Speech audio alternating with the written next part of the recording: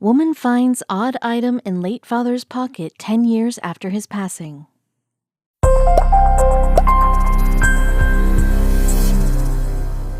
For Katie Diaz, grieving the loss of a parent was no easy feat. When the pain of his death was fresh, she avoided the emotional decisions, visiting his house, deleting his number from her phone. At some point, she knew the aching would stop and she would explore what he left behind. She was right, though it took a decade for her to finally dig through all he left behind and to find a treasure in a long-forgotten shirt pocket. Katie Diaz, a pediatric occupational therapist, lives to help others. She's a beaming light in a sea of flickering bulbs, and she spreads her joy for life to each person she meets.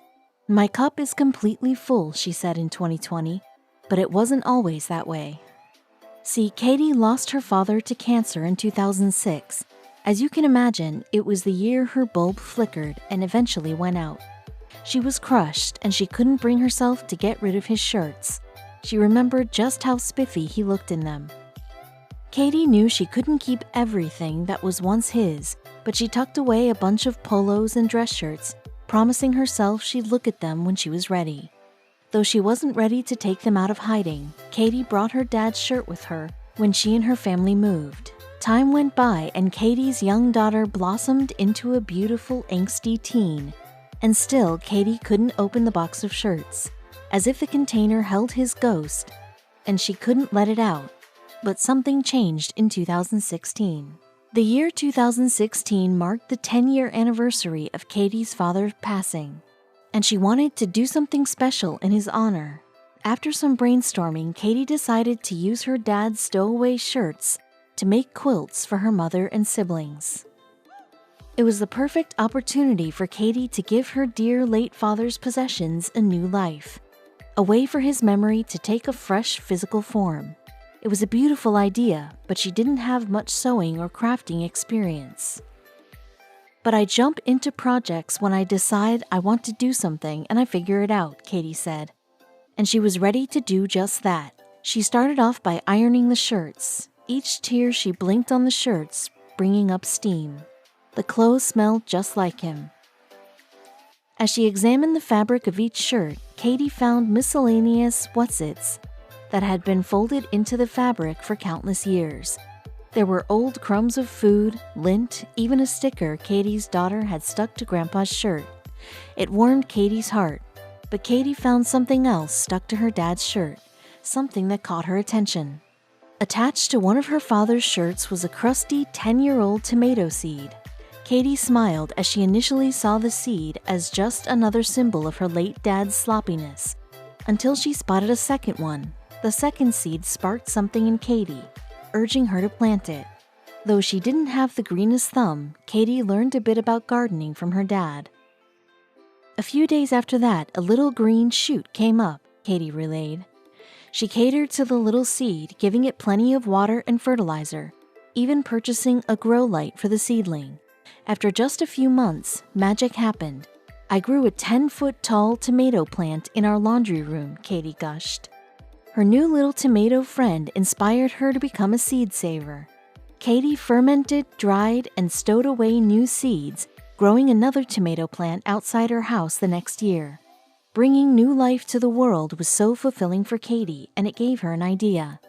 Katie began gifting the saved seeds to friends who lost dear family members, as they were tiny symbols of life. Katie's father's memory lived in those seeds, and she vowed to continue to spread optimism.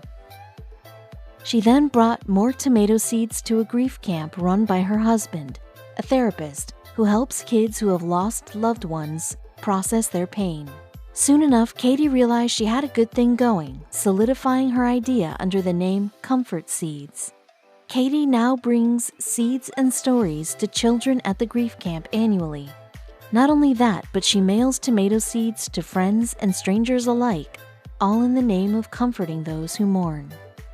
The idea resonated with many, and Katie wanted to expand on it. So she started writing a children's book. The book, which is still a work in progress as of late 2020, is being illustrated by Oregon-based illustrator Manda Severin, a former psychologist. According to Manda Severin, Comfort Seeds appeals to universal themes of loss and regeneration. Channeling your grief into something physical, something you can help birth, is invigorating. It's something that makes you want to put your hands in the soil and figure out a new way to relate to the world, she explained. Katie's passion project caught the eye of Honor Henrik Wilkinson, a researcher at Copenhagen's Happiness Research Institute. The institute combines qualitative and quantitative methods to provide insights on the level of well-being, happiness, and quality of life, which is something we can get on board with. The Happiness Research Institute's mission is to inform decision-makers of the causes and effects of human happiness, make subjective well-being part of the public policy debate, and improve overall quality of life for citizens across the world. But because it centers on happiness, Honor Henrik Wilkinson said that people have unrealistic expectations of what the Institute does. Many people coming to our office probably think it's a crazy utopia where we have puppies and ice cream, she said. And though it's not a gleeful, colorful utopia with unicorns and rainbows, the Institute did open the Happiness Museum in July 2020. The Happiness Museum accepted just 18 of the hundreds of donations of items people declared brought them joy. Katie donated a packet of her Comfort Seeds, which, according to staff, wound up being the standout of the bunch. We thought it was so touching, Honor said. A lot of fun, magical things have come forth from that little seed stuck to my dad's shirt for 10 years, Katie stated. The Happiness Museum granted Katie Diaz with a trip to Denmark to see the exhibit, which she'll embark on once the coronavirus pandemic is over.